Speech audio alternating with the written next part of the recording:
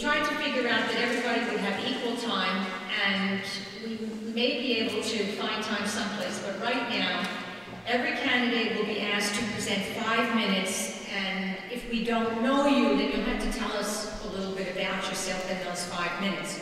And then in the next 5 minutes, we have questions that we've solicited with the index cards, and we ask you to answer those questions, please. So, I want to welcome all the candidates for coming. I know time is of the essence. They may have another appointment, so we're going to get started. So, we'll start, please, with the State Senate District, which is the 11th District. We have State Senator Tony Avella, representing the Democratic Party, and Mr. Joseph Concannon representing the Republican Party. So we're going to do it almost like first come, first serve. If you arrived first, then you're going to be in order that way. Okay? We could do alphabetical order, but that's the way we're going to do it. So, Mr. Concannon, my pleasure to introduce you. I'll turn on the microphone.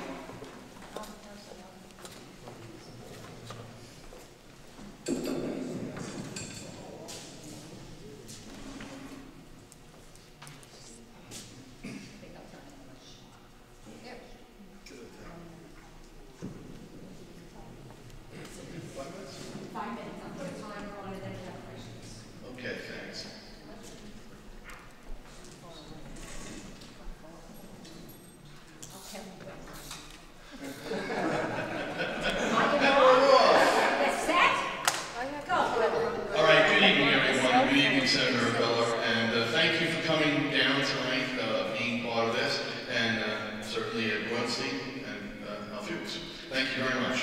All right, my name is Joseph Concannon. Who am I? I'm a resident of Queens, Belrose, St. Gregory's Parish, which is the southern part of the district. I've been there all my life, grown my family, 3 kids, now a grandson.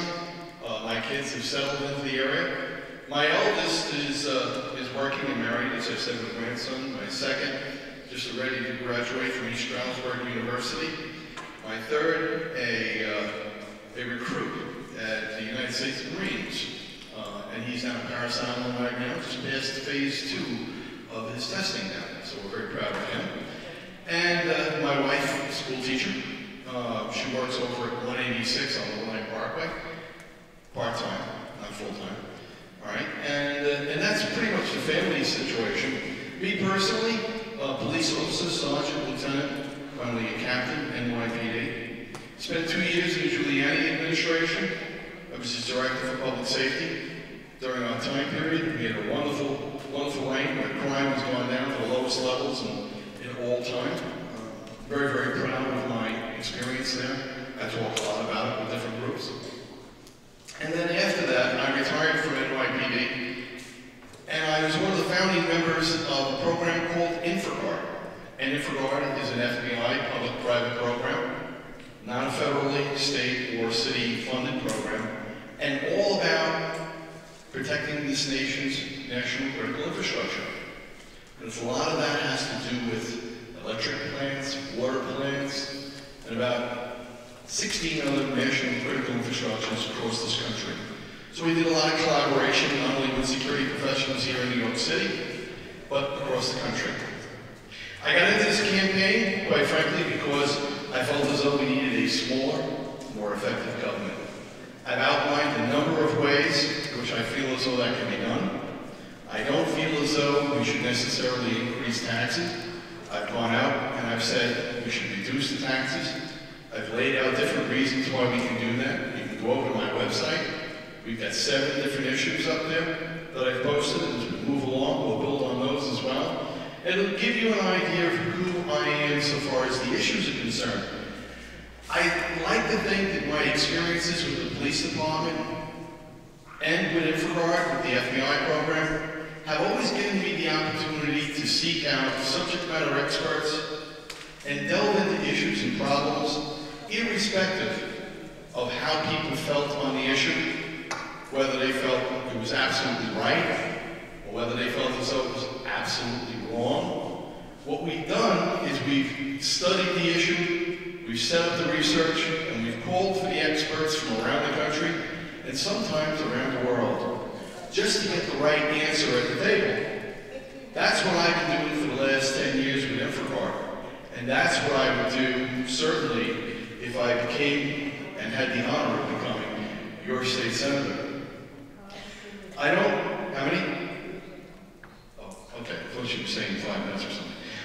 So that's what I've been doing at Infraguard. A lot of teaching and a lot of communication work to a lot of different security people from around the country. How are we doing on time? About a minute and a half. A minute and a half. To wrap it up, quite frankly, I've been all throughout this district. People have raised a bevy of different issues.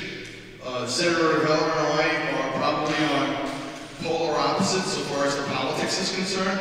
I don't know him as a man, but I think he's generally been very cordial when I've seen him out in public. So we have no personal things between us. But the politics, a little bit different. All right, I'm on one end, I think he's on the other. And we can get into some of those issues, you know, if you'd like to later on. And that's it.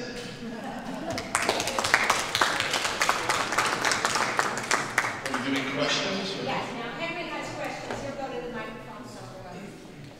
Okay, Mr. Concannon, the first question says, what is your position on the use of hydraulic fracturing to drill for natural gas in New York State? Well, thank you for that question. I was almost afraid that no one in this audience would ask it. All right, I get asked it everywhere we go. So my position on hydraulic fracturing is that we need smart regulation, and as I was spelling out with my work I did with Infraguard, as we studied this nation's national critical infrastructures, I think we need to set things to the subject matter experts and keep them away from the politicians. We need people who are unbiased on one side or the other to come up with the right answers and the right reasons for why we should and shouldn't do things. Hydraulic fracturing, the technology used for it, has gained over years a lot of expertise. Should it be brought in New York State wholesale, unregulated, unsupervised, unmonitored? Most definitely not. But I'm not going to take an extreme position and say that it should not be brought in at all. What I would suggest is something that this is the way we would do it in Infraguard. We would set up 4 laboratories. We'd heavily supervise and monitor them. And we'd learn from those experiences using the latest best practices and the latest technology. And then we would learn from that. And then from there, we can decide whether this was something that was good for the state. I will say that since the state of California is now having gasoline prices that are over $5 a gallon, and how the price of gasoline affects every single consumable good that we have to look for alternatives in energy. Hydraulic fracking is part of that. It's being used in Pennsylvania to help the refineries to cheapen or reduce the price of gasoline. There's a lot of different ways it can be put to use. I'm not saying open the door and let every Tom, Dick, and Harry come in. But what I am saying, let's be smart, let's be reasonable, and let's bring it in to study it, and then learn from our experiences, and then formulate another report going forward. I know that's an opposite position from the senator, but you know, I respectfully, you know, I'm not going out on a limb on it either way. I'm going to stay right in the middle because I think it's a smart, reasonable thing to do for the people of New York State. Thank you. The next question says, how do you propose to do a better job for your people than Tony Avella, whom we've known a long time? No, I know Senator Avella has been a city councilman, and you know he's given endless hours of service to the constituents in both this community and others, I guess, throughout the area. I guess my hallmark throughout my career has been, can I work with you? And how did I accomplish that? Well, you know, as a police officer, you don't knock on somebody's door if they call 9/11 and say, oh, hold on a second, are you a Democrat or are you a Republican? All right, basically you offer that service, you tender that service, all right, regardless of whether the people agree with you vehemently or disagree with you entirely. So that's kind of, you know, my motto.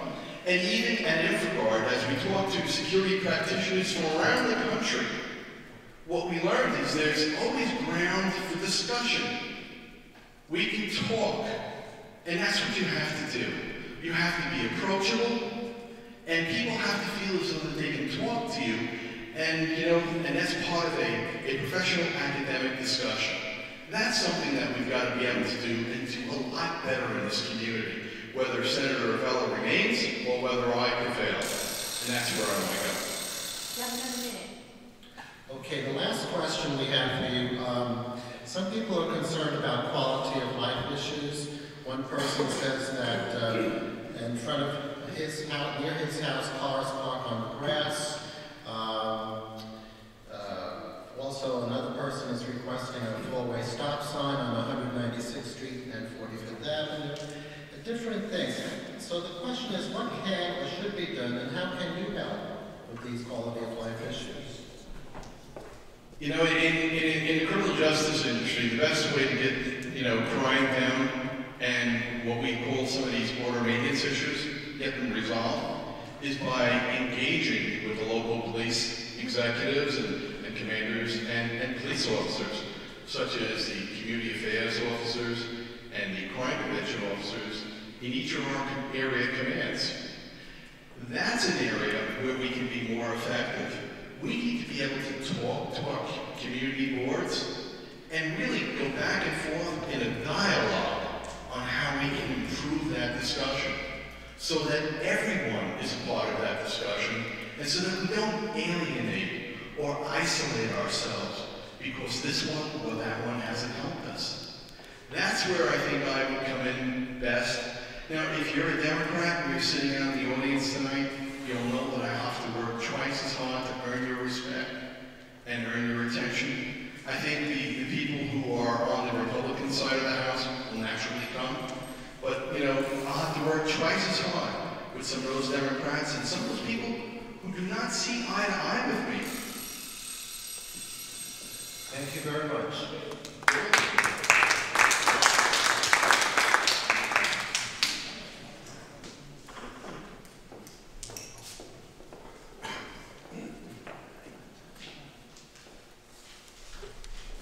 Goes really fast. The next candidate for state senate is our current state senator, Tony Avella.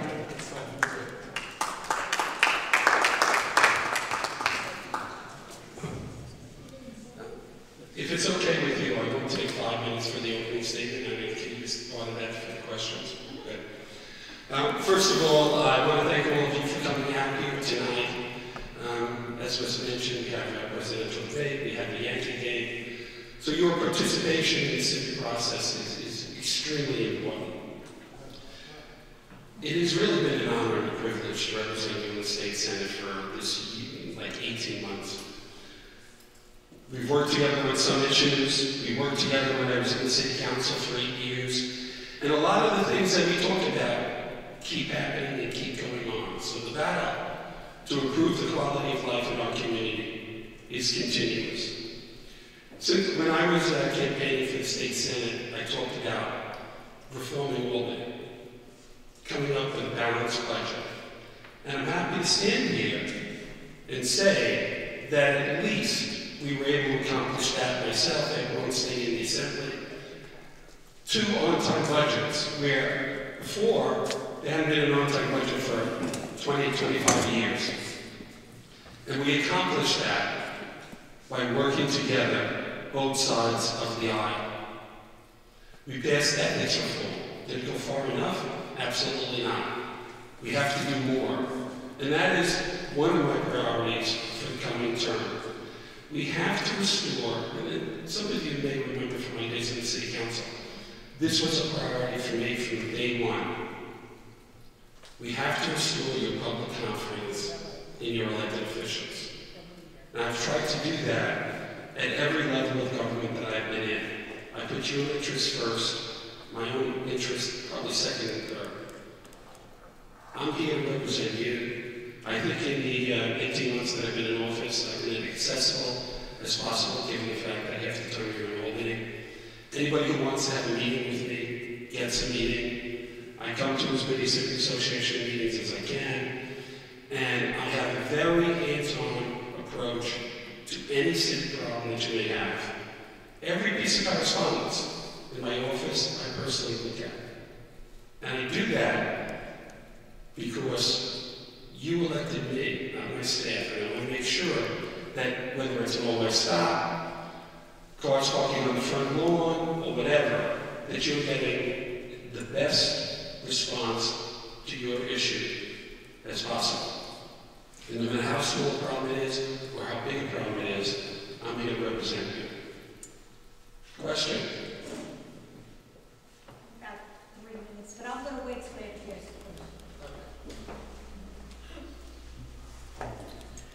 Okay, some of the questions we're going to ask the candidates will change so that we get a variety of questions asked. How about that traffic question? Yeah, really? Well, that's actually one of the questions we were going to ask of you also. What is your position on the use of hydraulic fracturing to drill for natural gas in New York State? I'd like to know. Very simple. I'm against it. There is no way that we can do hydrofracking in New York State safely. It just isn't possible. Why risk contaminating our water supply for the sake of some temporary jobs? And some of the temporary jobs, the real jobs for hydrofracking, will benefit one state in this country. Not going to be New York, it's going to be Texas, because that's where the skilled jobs come from. But the damage to contaminate our water supply is huge. You have to understand, for those of you who may not know what hydrofracking is, the oil and natural gas companies pump into the ground under very high pressure thousands, hundreds of thousands of gallons of water mixed with very toxic chemicals. Half of those chemicals stay in the ground. And my opponent, Mr. Concannon, mentioned about Pennsylvania. Well, you can go to Pennsylvania and you can go to some of the farms where they have to lease their property for these wells, and you can turn on that water faucet and you can light the water on fire. Do we want that here? I don't think so. The oil and natural gas companies in certain towns in Pennsylvania have to truck in daily bottled water for every single resident in those towns. We're lucky enough to have some of the best water quality in the country. It's not worth the risk in New York State. I introduced the legislation to ban it. It has 20 sponsors in the Senate. It has an assembly bill as well, and there are sponsors in the assembly, and every environmental group in this state and across the country has come out now against hydrofracking. And the European Union, this is the European Union now, because remember, this is not just a local issue, this is a global issue. The European Union, just a couple of weeks ago, put off hydrofracking for 5 to 10 years because the science isn't there. Next question. Non-profits like Queens Botanical Garden and the Queens Historical Society have not been funded by the state for 3 years. Many non-profits across the state are in danger of going bankrupt. How would you handle this problem as a state legislator? Do you know, I'm so glad this question got asked. The year before I was elected to office, Governor Patterson, when Frank Patterson was in office for his last year, Governor Patterson cut out discretionary funds for state assembly members and state senators. Governor Cuomo has done the same thing now for 2 years. That means for 3 years in a row, some of the senior centers in our area, some of the cultural groups, right, this is part of my first one. Some of the veterans organizations, they haven't gotten any money. They're about to close. Bayside Historical Society is about to close. Population Institute in College Point is really broke. The Greater Rights of Taxpayers and Senior Citizen Foundation, which for 26 years has operated a senior and youth program, is broke. Unless we really do something very quickly, you're not going to be able to go to the senior center. The cultural organizations are going to be gone. Some of the veterans groups, the programs that they operate will cease. So to sort of get around the government's opposition, I understand why you want to do it, because of the abuses that some of our colleagues in government manage to filter some of that money into their own pocket. That has to stop. There's no question about that. And that goes to my previous comment about reforming all that. So I was trying to kick around ideas of how do we do this. So I called upon a program that's actually used in Texas, where they created a special lottery scratch-off game, where in Texas it would go to a veterans group. So I sort of adapted it and introduced legislation here that this would be a special lottery scratch-off game, that if you bought the game in let's say, Queens, the money would go to a community grant fund, and whatever county or borough you bought the ticket, it would stay in that borough. And there'd be an impartial panel to determine how it's allocated. Is it the perfect idea? Absolutely not. Is it the only idea? Well, we've got to do something. And the reason I say I'm glad this question was asked, because just the other day, the Daily News did an editorial attacking me for this proposal. And the first thing I did was send out a press release saying Daily News full bar, which they don't get it. This is extremely serious because these groups are going to close, and something, absolutely something, has to be done. And I'm going to continue to fight, whether it's the scratch-off game, I know you're making a face of it, or something else. But I'm going to do my best to keep these sections open. Thank you, Senator. Shall we ask one more question of each? Since Yes. we have a little bit of We time. have, not every candidate showed up, so we're going to do one question for each senatorial candidate, because then we'll also have more time in the assembly. And that question, we'll ask the same question to each candidate. The MTA plans on raising fares on mass transit. What would you do as a member of the state senate to ensure that working class people pay an affordable fare? Well, first of all, unfortunately, the MTA is a separate organization. Really, the two people who really control it are the governor of both states. I'm sorry, that's the Port Authority. The governor really controls the MTA and the appointees. We have to make sure that we do everything possible to keep the fare low. In the legislature, we passed the lockbox legislation, which would ensure that the money coming from the fare stays with the MTA. Because right now, it's used for other projects.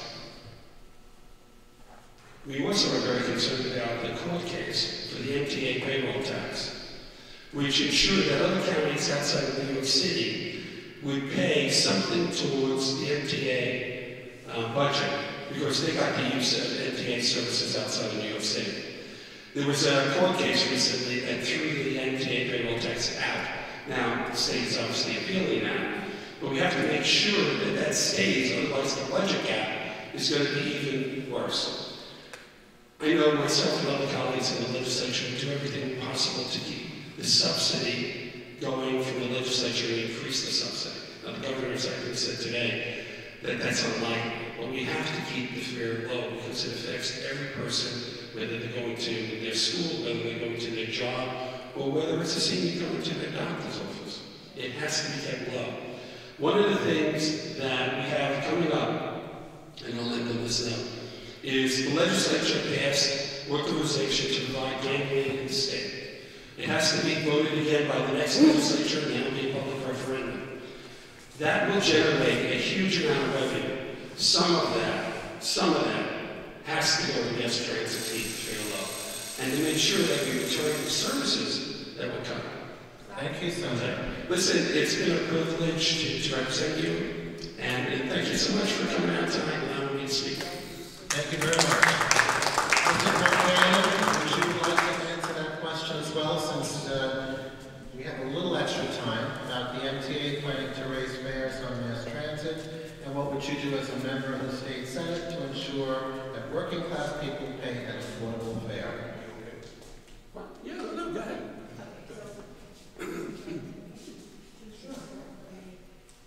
All right. I didn't want to appear unfair here since I'm getting back up again.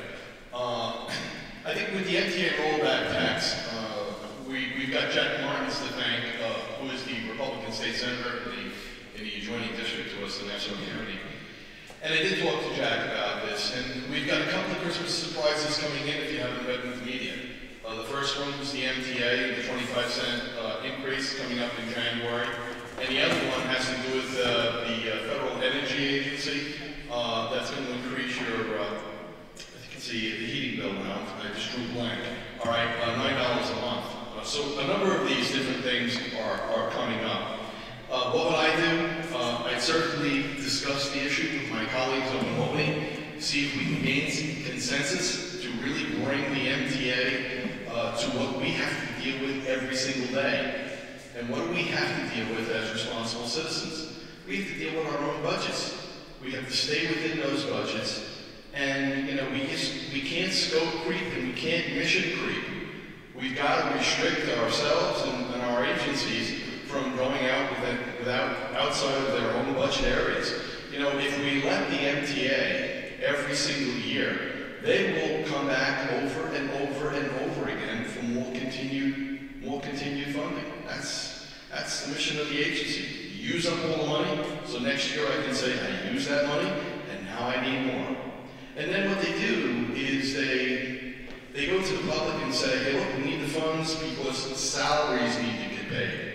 Well, what you got to do is you got to look at the agency head count and see how many spaces are actually filled and how many are unfilled. Then you have to look at the other than personal services in the agency and see how the agency is actually spending its money and whether the money that's being spent is actually going towards the agency's mission of performing and accomplishing the transportation needs for people in the tri-state and regional area. Once you get to that point, then you sit down with your budget people and you make them defend their own budget. You pull apart. The other thing which I wanted to touch upon, since I have a few seconds left on the clock there, is transparency. We have to have transparency. So what's going on with the MTA, it should be visual and it should be available to everyone to be able to see exactly where the monies are going, district by district, town by town, within the state. And we should be able to go on our website and just see that. All right, but you know, it's obfuscated, it's hidden, and it's difficult to find for a lot of people, and it's not all that easy. So those are just some of the things that I would do. But I think when you're talking about things as massive as the MTA budget, you also have to be able to talk to people on the other side of the aisle. All right? You know, after the politics is over and after the campaigns are all done, you've got to, you know, there may be people in this room that I'm going to have to work with. And it's about getting things done for the people in the district. And that's where I think my hallmark comes in. Getting beyond all the politics, and then later on getting into getting things done for the community. Thank you so much, Mr. Concannon. You're welcome. Thank you very, very much.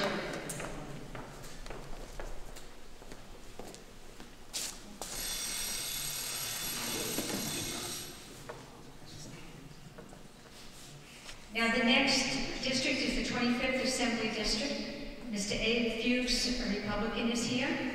Ms. Nily Rozic, a Democrat, is here. Is Mr. Garofeld here?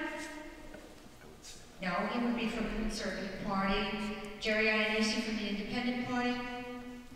Okay, we'll operate the same way. We're good on time. So, do I extend a little more time? Do you want to extend a couple more minutes each? Well, we got to keep track of the time. Yeah, we definitely want to be out by, I would say, we should definitely be finished by 4:15 because it's now 8:05. We've never been going so well. So let's do the 5-minute, and then if we have more time, we can squeeze in maybe another question or two.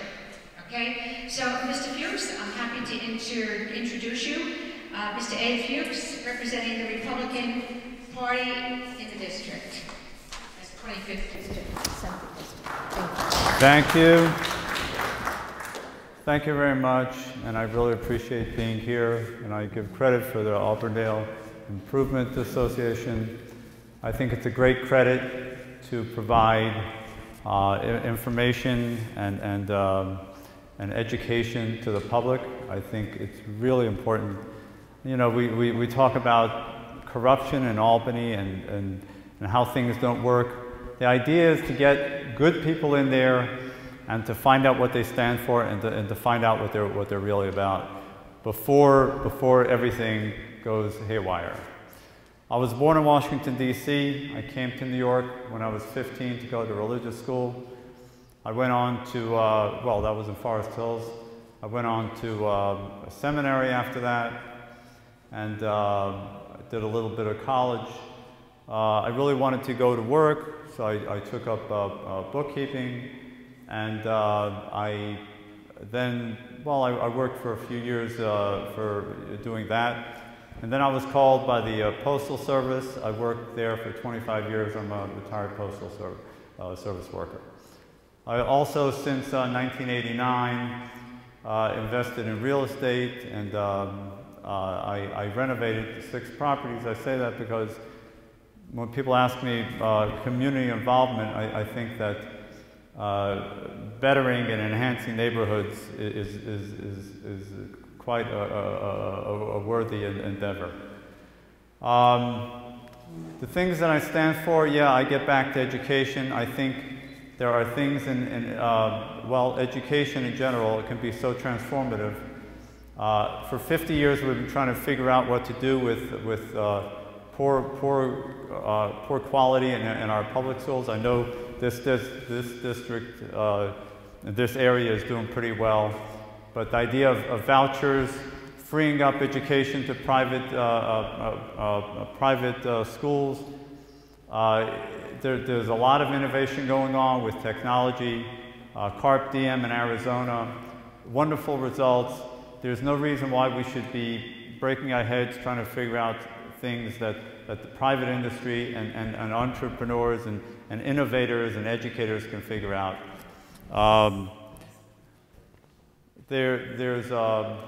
And also, of course, there's so much waste, $18,000 that New York State pays per pupil. The Archdiocese charges $4,000 for elementary, $7,000 for high school. And I don't understand the argument why we don't free up education for competition. There's also character development that I'm very big on. That goes back to my seminary years. I think that today's kids, I hate to sound like an old fogey, but I mean, things are out of control with the bullying, with the violence, the throwing out food and claiming that they're hungry. You know, I mean, the fact is that religion has taken a back seat in our society, and somebody has to take up the slack, and there should be character development training in all schools. Private schools usually do that anyway, and if they don't, then we should institutionalize that. And then there's vocational training. We got away from it because for some reason we thought everybody has to be an Indian chief. No, there's some people who really enjoy and excel at doing basic things, vocations. I benefited from city training in terms of bookkeeping. There are many things. I spoke to an educator. He said the same thing, that the public school system kind of fell apart when they pushed everybody towards academics, and they didn't realize the particular niche of what each kid has. So those are the basic planks of my platform. You have a minute, maybe a minute or 4 or whatever, to answer the question. Okay, sure. I'm going to wait till he finishes the question before I...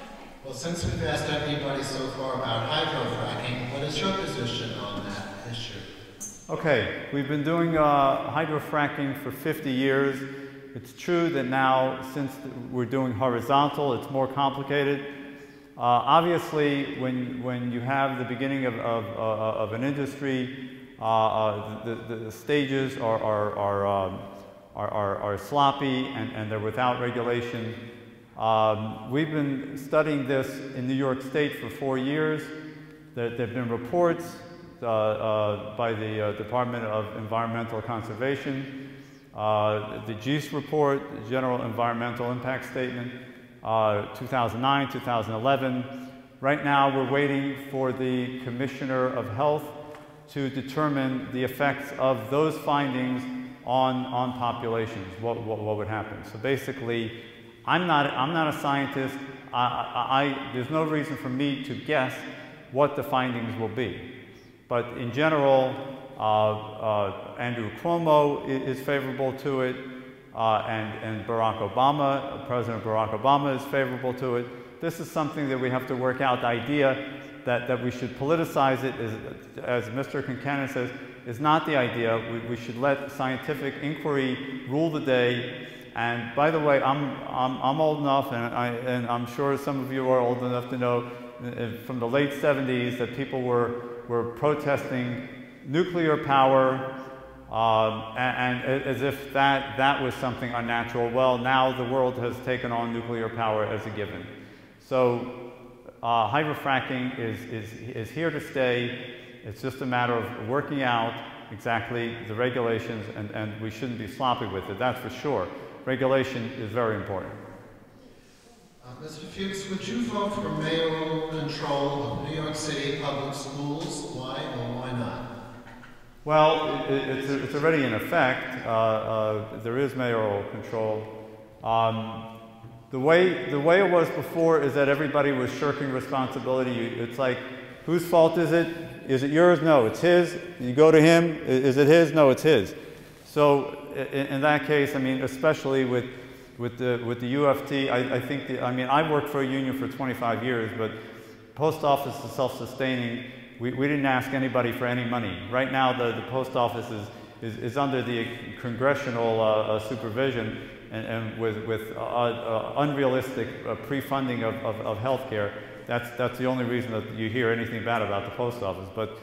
But the idea is that the UFT is basically out of control with their political power, and the only way to counter that kind of behemoth is with mayoral control.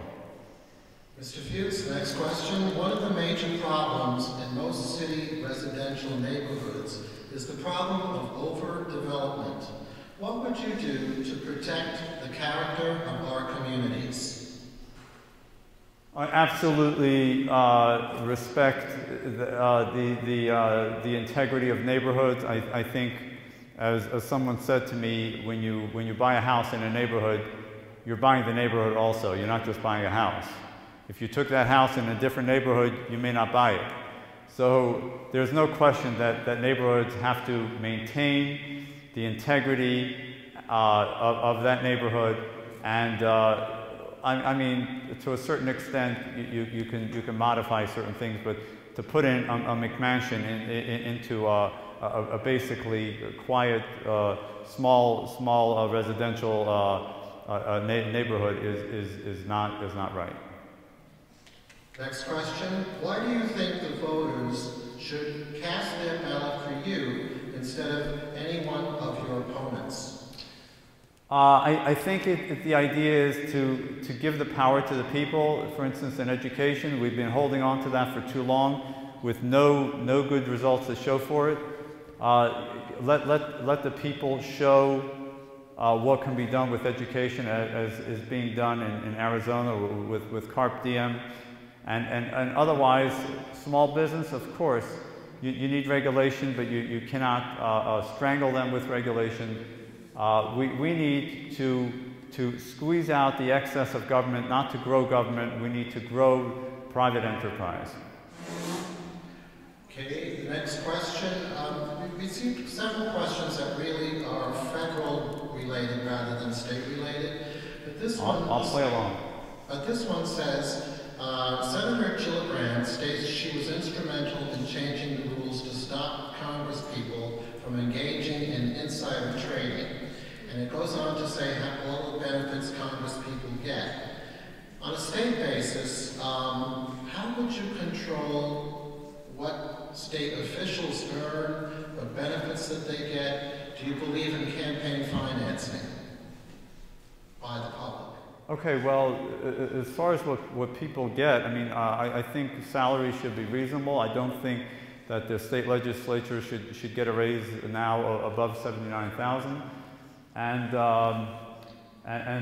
as far as campaign finance, I have a particular kind of novel idea that the whole petition process should be eliminated.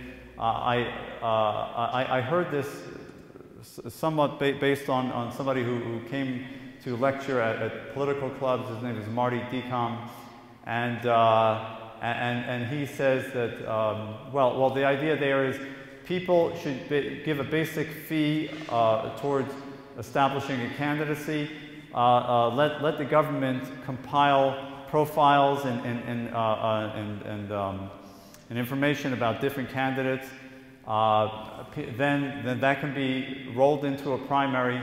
I think that that the government actually should take on the responsibility of mailing things out to the citizens. It's a government job, by the way, after all. So let the government mail things out, disseminate information, put things on their website, and provide forums like this. A thing like this should be sponsored by the government because education is part of the democratic method.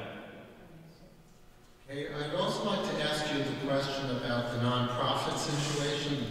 The situation is that they have not been funded for the last 3 years, and a lot of them are in danger of going under. They provide very important services to the community. How would you, as a new state assembly person, handle the situation? Do I go on? Okay. Well, nonprofits, absolutely. Nonprofits serve an essential role in society. They're kind of like the arm of government, where government really is not that effective. And it's a matter, again, of like Mr. Concannon said, transparency in government, seeing that the government does not waste what it's doing so that there should be left over for things that really are essential for communities. Thank you very much. Thank you.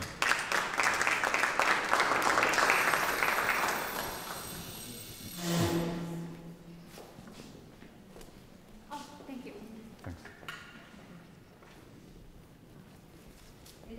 The next candidate for the 25th Assembly District is Ms. Nily Rozic from the Democratic. We'll follow the same format. Thank you.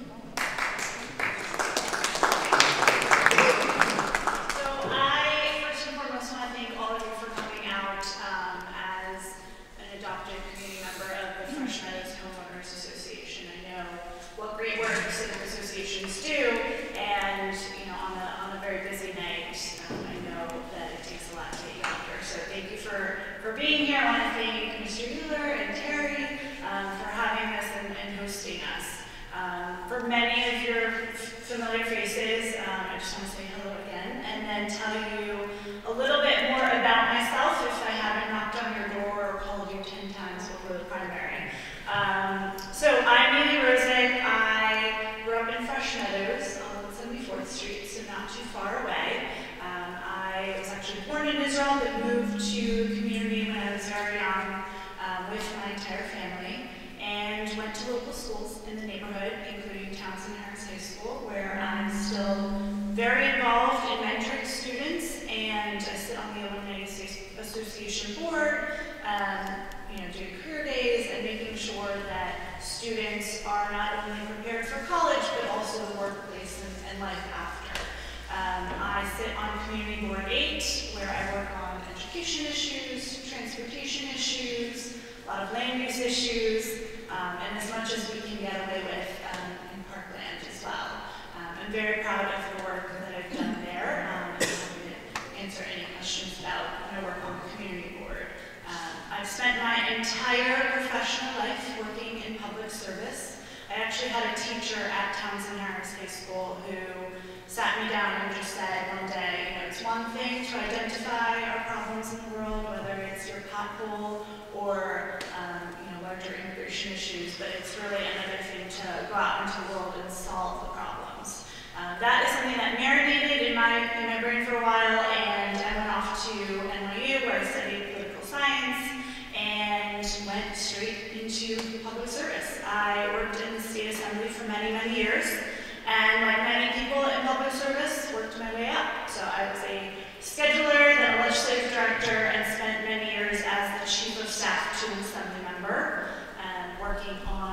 expanding parkland and making Albany a little more open and transparent, public safety and consumer affair issues.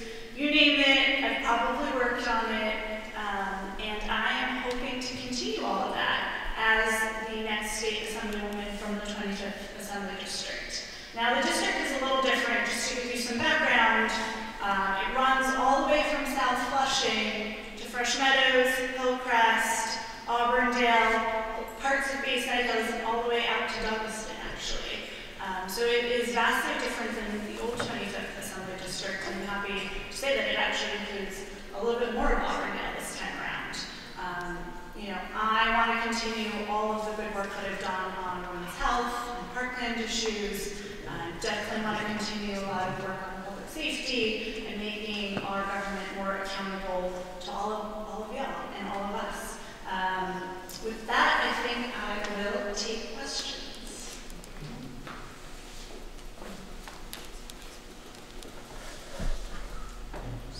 Okay, we'll also ask you about hydrofracking. What is your position? So I've worked on hydrofracking as an issue since we first started talking about it at the state level in 2008. I wrote a paper that we submitted to DEC that was over 7,000 words with a litany of complaints. We just don't know enough. And that is why, you know, DEC has gone back to the drawing board and has said, we don't know enough, we want to do more. I personally am against hydrofracking. I believe in a moratorium. I believe that we don't know enough. Like Senator Avella said before, you can go, I don't know if any of you have seen Gasland, but if you haven't, you should watch it. You can go to Pennsylvania and light someone's sink on fire. That is just something that is really terrifying to me personally as a homeowner and someone who believes in clean water and clean air. We certainly don't know enough about the toxins that go into the water, that stay in it, how that gets transported out, what they do with it afterwards. There are a lot of question marks. And so I'm not comfortable saying that hydrofracking is the answer for New York State. I also believe that this is a great opportunity for us to be talking about alternative energies, solar energy, wind energy. If we're actually going to go to the drawing board, roll up our sleeves, and think about energy in New York State, we should be dreaming big and really solving our issues. Ms. Rozic, do you support the granting of tenure for teachers? Why or why not? So my mom is a U of T member, and I'm very proud of the work that she's done and all of the benefits that I received over the years through the U of T. I definitely believe in tenure for teachers, and I've been supported by the U of T and many other unions who know that I'm going to go up to Albany and be a champion for them. I'm going to go to work and actually deliver results for them. Okay, I'll ask a similar question to a question that we asked Mr. Fuchs. One of the major problems in most city residential neighborhoods is the problem of overdevelopment. What would you do to protect the character of our communities? That's a great question, and it affects all of us, especially in Flushing Heights and Fresh Meadows. You've seen all these McMansions going up. You've seen the developers come in and really try to change the character of our neighborhoods. I really believe that community boards play a big role in fighting back overdevelopment, whether it's, saying in Fresh Meadows there was a rumored hotel that was supposed to go up, and we actually fought back against it and saying, that's not what Fresh Meadows wants, that's not what fits our character and our neighborhood. So I really believe in working together as a community to, say that overdevelopment doesn't work for Eastern Queens. Thank you. One of the questions we received has also to do with federal issues. People are very concerned about Medicare, Social Security, and even Medicaid. Is there anything that you, as a state legislator, could do to preserve those programs? The one thing that I've taken away from my time working in the state assembly is that a lot of it has to do with relationship building coalition building. I cannot wait to go to Albany to work with my legislative colleagues on these broad issues. Especially with the federal issues, I'm going to work with our next Congresswoman, Grace May, to make sure that we are really representing Eastern Queens and our communities. So that's really what it takes. Okay, why do you think the voters should cast their ballot for you instead of any one of your opponents? So there are many, many reasons, and I will just name a couple of them. I offer a new perspective, a fresh voice, to really go to Albany and say, Eastern Queens doesn't wait in line. I'm here to work with people on behalf of our community and to really say whether you're trying to bring capital dollars from the MTA to expand bus service or just expansion of parkland, to really fight the good fight and deliver results for Eastern Queens. And just for many of the women in the audience, a little known fact is that Queens has actually lost 4 assemblywomen in the past couple of cycles. And it's really, really important that we return, we reverse that equation a little bit, and that is what I offer, what I'm trying to do. I bring years of experience working in the Assembly as a public servant, and I really want to continue all of that on behalf of the community that I grew up in and that I hope to stay in. So that's the differential between me and my two. And also, we'd like to know your position on the MTA proposal to raise fares. How can we protect the fares for working class people? So Senator Avella pointed out, a couple of the ways that we've been really trying to help the MTA at the state level, whether it's the lockbox legislation or the payroll tax, which I too hope that the courts will reverse and hopefully we can keep that going. It is so important to keep fares affordable. I know what it was like to take a bus to 2 trains, an hour and a half to work, an hour and a half back. To visit one of my brothers, it takes a half hour on the 2:30. So I know how important bus service and transit is to our community. I'm going to do everything I can to work on keeping our service affordable. The other thing I want to mention is that we're going to have a great opportunity in a couple of years to really hold the MTA accountable on their capital budget. The capital budget is every 5 years brought up. We're going to have hearings about it in the Assembly and in the Senate, and I really want to go to Albany, sit on the Corporations Committee, ask those tough questions, and really say, Eastern Queens doesn't get capital money. Why is that? And we really need to bring some of that resource back into our neighborhood. Thank you very much. Yeah. Thank you, everyone.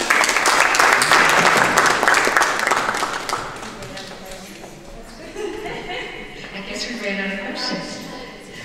Thank you very, very much. So we want to thank Mr. Fuchs and Ms. Rozic. That's the 25th Assembly District. That's the former Rory-Lansman District, which has now moved much further east. And I am north of Northern and used to be in Rory-Lansman's district. And when redistricting, they pulled him back from Northern Boulevard and extended Ed Braunstein.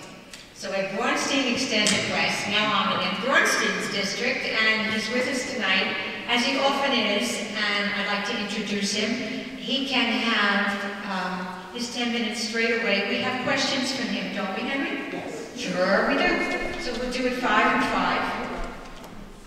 He is running unopposed, but he's getting time in case you haven't been here when he's been here, and so that you know if you're in that district, who he is.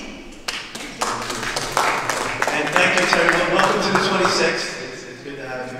For those of you who don't know, the new district lines are that the 26th Assembly District moves now from about 188th Street to 165th Street in the west. And it comes from about 48th Avenue now to like 46th Avenue, 45th Road in the south. So it was a bit of a shift. As Terry pointed out, I'm running unopposed, but I still wanted to come down and let everybody know that how I have felt about the last 2 years in Albany and my experience up there. I think that the last 2 years in Albany have been very successful. I think Governor Andrew Cuomo has brought a new energy, a new vision up to Albany. As Senator Avella alluded to, we passed 2 on-time budgets. Those budgets were balanced without any new taxes, no new fees, no new borrowing. Very responsible budgets in our difficult fiscal times. As part of trying to balance the state's finances, we did make changes to the tax code. What we did was we changed the middle class tax rate to its lowest rate in 58 years, and at the same time simply extended a tax on those folks who make over $1 million a year, true millionaires, so we could preserve cuts to certain programs, such as the EPIC prescription drug program for seniors. That was something that I was very vocal about, as well as senior centers. We did make changes to ethics reforms, such as now legislators who are lawyers, especially, or have other outside business interests, have to give a lot more extensive disclosure of those outside business interests to make sure that people aren't getting paid on the back end for passing legislation up in Albany. Part of the ethics reforms also has it that a legislator who gets in trouble in their official capacity, a felony, a judge has discretion to take away their pension. I think that's something that will dissuade many people from acting inappropriately. We passed a bill to expand the DNA database. Now people who are convicted of certain crimes will have to give a swab, and that swab will help us solve unanswered crimes because new people will be entered into the DNA database, and as well it will find people who were wrongly accused will be vindicated from this new change. We're the first state in the country to do it, and I'm very proud of working with the governor for that achievement. 2 more things very briefly. We eliminated the sales tax on clothing and footwear under $110, so there's no longer a 4% sales tax on that. And we eliminated the mobility tax, which is the MTA payroll tax, for small businesses with payrolls under $250,000 a year, as well as to private schools such as St. Kevin's. So we've been very busy up in Albany, making changes that I think put New York right back on the right track to economic prosperity, and lets the rest of the country know that we're open for business. Standard & Poor's increased our debt rating. General obligation bonds went from stable to positive over the last 2 years. So I think things are turning in the right direction. As far as things that I've worked on personally, I passed a bill to ban bath salts drugs. Me and my staff were the first people in the state to talk about it. For a while, nobody had any idea what we were talking about. We're telling people about bath salts and they're looking at me like crazy. But it is a drug that's exploded all over the country, and we stopped it here in New York before it became a problem. I have another bill that's stuck in committee now that would require greater disclosure by universities when they hear of an on-campus felony. It would require college university officials to notify local law enforcement within 24 hours when they hear of an on-campus felony or a missing person. We introduced this bill long before the Joe Concannon incident, but I think it's a reminder that more needs to be done to protect our college students when they're away. Give parents peace of mind when their students are at school. I have another bill. I'm just running through it. Just bear with me. I have another bill that we passed. It passed the Assembly, passed the Senate, that would make it an E-felony instead of an A misdemeanor to practice as an attorney without a license. Currently in New York State, you can practice as a barber without a license, it's an E-felony. An interior decorator without a license, an E-felony. But if you act as an attorney without a license, it's only a misdemeanor. And this is something where you can deprive someone of their liberty, they could be put in jail, they could be deported, they could lose substantial amounts of money. So the governor has said he's interested in the bill because we put it on his desk. He said he wants a few technical amendments and we'll pass it next year. This is something that has great benefits to some of our immigrant community around here who've really been the victims of people pretending to be attorneys. Finally, I've worked very carefully with the mayor's office to craft legislation to change the way co-ops are taxed, to increase the abatement for middle-class co-op owners. I know everybody in here is a single-family homeowner, but the way the system works is that middle-class co-op tax owners whose co-op is their primary residence will see an increase in their abatement, while the abatement will be taken away from people who own co-ops as second homes or as investment properties. So here's an example of us passing legislation to help middle-class families stay in their homes, and it's revenue neutral. It has no impact on the city of New York's finances, and that's something that we need to do because in this economy, especially with the city struggling with the taxi cab medallion sale being canceled by the courts, we are in trouble. We need every dollar we can get. You know, in closing, I want to say it's been an honor to work with the Auburndale Improvement Association and Terry and Henry. I appreciate all that you do for the community, and I want to continue to fight for us in the next 2 years. I'm getting married to my fiance in December, and my family's lived in this community for 60 years. Both my parents were born and raised in Bayside, and me and my fiance hope to raise a family here. And we want to keep it the same special place that it is. The best schools in New York City, the lowest crime rates in New York City, the most beautiful neighborhoods. We will fight tooth and nail to make sure that the quality of life remains exactly as great as it is. Thank you.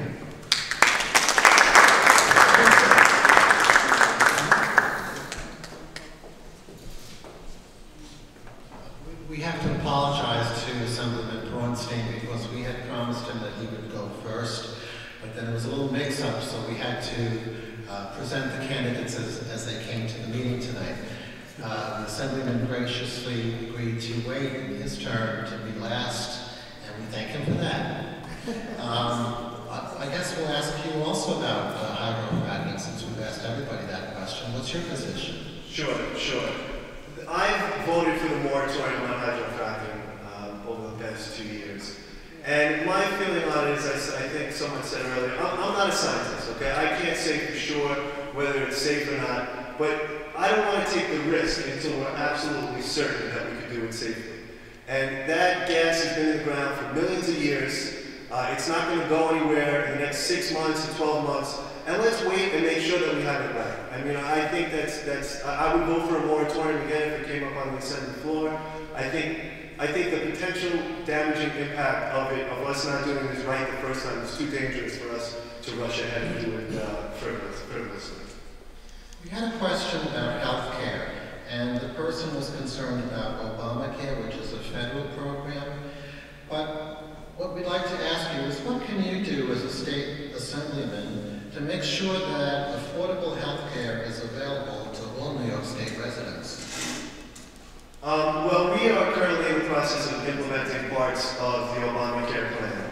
And one part of the plan that I think that is particularly beneficial to everybody is the healthcare exchange. And this is a system where the state government sets up a plan where people could shop for their insurance side by side on the internet and see what each plan offers, what the premiums are, what the co-pays are, and make a decision for the health insurance that best suits them. I think having the government play a part in helping people to shop around rather than people getting taken by people coming and showing different plans without them having a way to compare is a great way for us to help families find the right health insurance for them.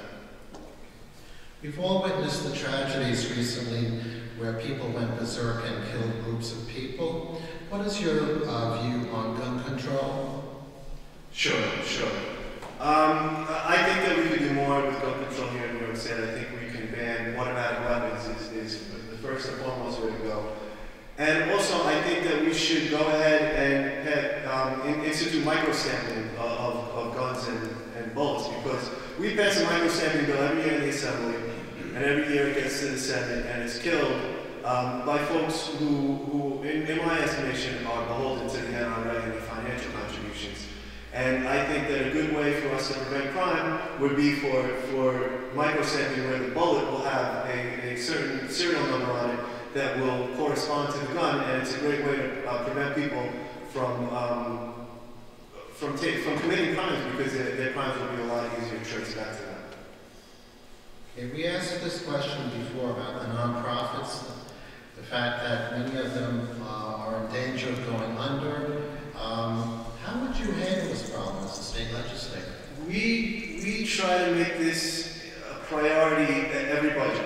Every budget, we put member items back into the budget, and every time the governor comes back and tells us he's canceling them out. And, you know, I can understand the governor's point of view. I mean, after reading the newspapers and seeing some of the improprieties that have gone on with certain legislators, taking these memorandum monies and sending it to false groups that are really just their brother's mailbox and things like that. It is very frustrating that some of my colleagues have engaged in that kind of behavior, and it's a situation where a few bad apples ruins it for everybody. So what we try to do is we try to make a plea to the governor every year that we have new systems in place to more properly vet and oversee how this money is spent. And believe me, Henry, I'm telling you, we make it a priority. The assembly members, all of them have complained to the governor. It's not just here in the 26th Assembly District, it's everywhere. And we're still going to make it a priority. What is your position on mayoral control of New York City public schools? Sure. As Mr. Fuchs was alluding to earlier, the old system was where nobody was accountable and everybody was just pointing the finger. And I wasn't elected at that time, but from what I hear, that system wasn't very efficient either. But the problem is that I think people's dissatisfaction with mayoral control is really their dissatisfaction with Mayor Bloomberg and how he's handling the education here in our city. I think that if we have a new mayor, which should be happening soon, I think that it might work differently and we still would be able to maintain that sense of control so one person can be making decisions. So I'm open to any suggestions. I'm open to change the panel of education policy to make it so maybe the mayor doesn't have complete control of all the picks. And I'm going to be very involved in the hearings when that bill goes and sunsets. I believe it's 2015. But I think the real problem is people aren't happy with Mayor Bloomberg, not mayoral control. Could you also comment about the MTA plans for raising the fares and how we can make sure that the fares are affordable for working class people? Sure. I think that the previous speakers have hit the nail on the head. Nily Rozic and Senator Avella talked about the lockbox and also talked about the MTA payroll tax in the court case. I think it's critical that the state win that court case. I mean, it would be devastating to the MTA's finances if we don't. And I'm not going to turn around and try to find new plans, new gimmicks. Like I still oppose congestion pricing. That's something that people will bring up and try to make an issue. But I don't want to make it so like drivers, motorists, are the people who have to make up for the entire shortfall in the MTA finances. I think it should be spread around the board. Thank you very much. Thank you very much.